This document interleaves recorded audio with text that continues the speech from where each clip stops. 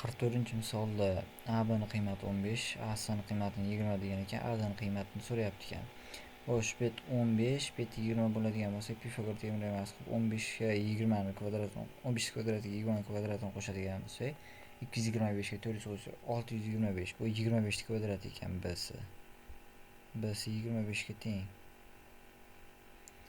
25 ga teng bo'lsa, betda A, betda B deb olamiz. Endi bitta A plus B ning qiymati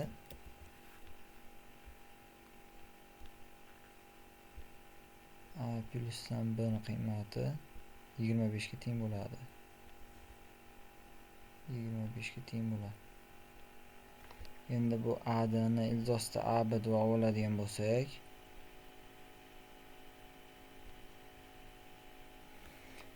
o'n besh kvadrati 225 teng deymiz. A kvadrat plusdan AB ga. Endi bu tomondan 400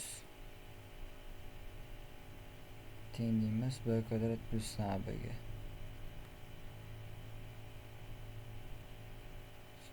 AB. Endi bularni ayirib oladigan bo'lsak, birinchi ayirish tepadan pastdan tepani ayirish qulayroq bo'ladi. Ayiradigan bo'lsak, b kvadrat a bilan qisqarib ketadi. B kvadrat minusdan a ni kvadrati teng bo'ladi.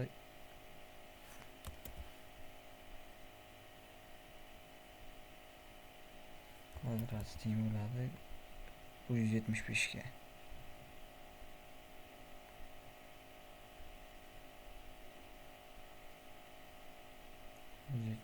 Teng bo'ladi.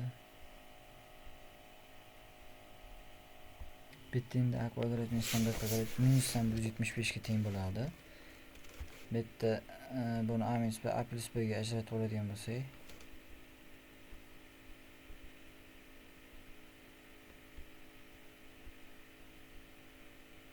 a minus b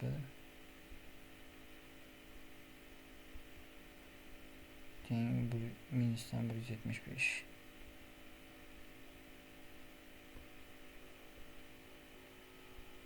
Endi bizda a plus b ning qiymati 25 bo'lgani uchun a minusdan b teng bo'ladi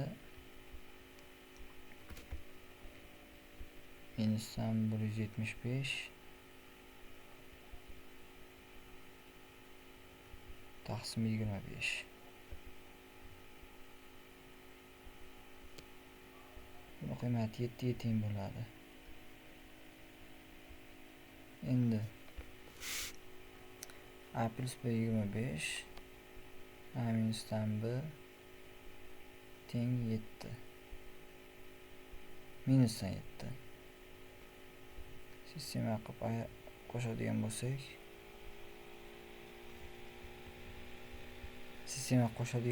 ikki a teng 18, a teng 9 ga degan javob kelib chiqadi.